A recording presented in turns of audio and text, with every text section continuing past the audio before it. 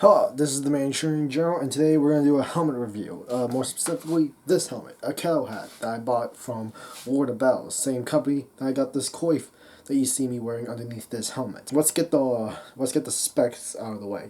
This helmet weighs above 5 pounds. In my previous take, I said it was 6 pounds, but no, it's under 6 pounds. It's like halfway, in between 5 and 6 pounds. It's a 14 gauge helmet made of mild steel, and it will set you back $97.95, which is pretty affordable considering how sturdy this helmet is. Because it is a sturdy helmet, 14 gauge, not heavy, no, not overly heavy, not ridiculously bulky. It's a affordable helmet that will do you good. It will do you good in the long run. At least so far. I've been wearing this as many times as I could by when I first got it in the first place at the end of last month in May. And so far, my thoughts on it, I like it a lot. It's my first proper helmet, and I probably won't, I most likely won't do destructive tests on this because it's my first helmet. I want to keep it nice and sturdy, just nice. Nice to look at, nice to wear, nice to feel. So I'm not going to do this destructive test on this. Maybe in the future, if I have enough funds, I will do like destructive tests on some armors, but not for my personal collection, which I deem this to be, as well as the coif. But, so what is this helmet? Well, it's a Kettle helmet. It's a Kettle helmet based on more or less around the 14th century. At least that's what it claims to be on the site, which is Cult of Athena, where I bought it from.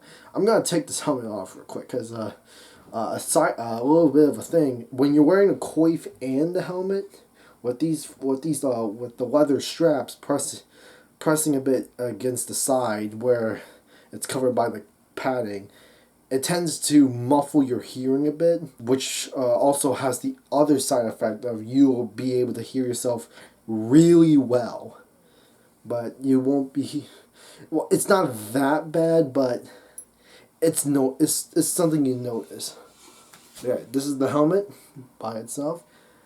It's a 14th century, probably a one-piece, two-piece construction, considering we're in the 14th century, not in the earlier ones where almost every helmet out there. I say almost because there are some that are made of a couple of 2 to 1 piece constructions, but majority of the time it'll be made of multi-piece construction because metallurgy as a whole back then, pre 14th century, was not as advanced as post 13th century, i.e. 14th century and beyond.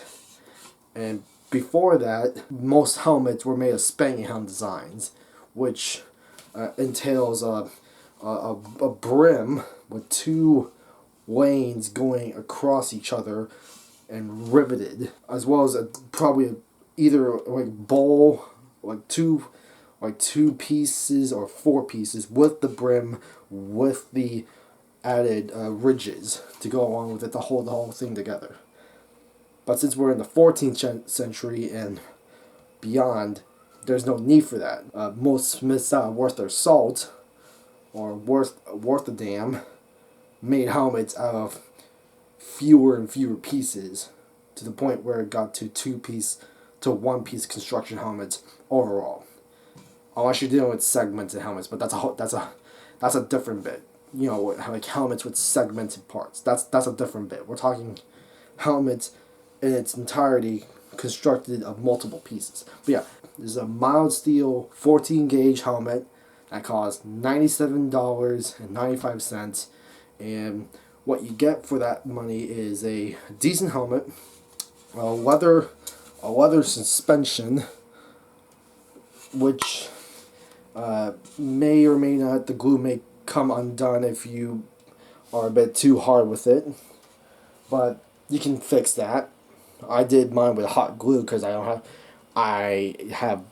know any other means really to fix it myself aside from hot glue. But yeah, besides that, this helmet, I like it. I would give it 4.5 out of 5. My only gripe with it is I wish they would do something about how they attach the leather suspension lining. I would like it to be a bit sturdier, or at least have a stronger glue if they're gonna stick with that. But hey, overall, it's still pretty great for what it is. An affordable helmet with a liner and just decent leather. This is pretty decent leather. Yeah, that's pretty much it. I'll see you all another time, probably at the end of this month. Who knows? See ya.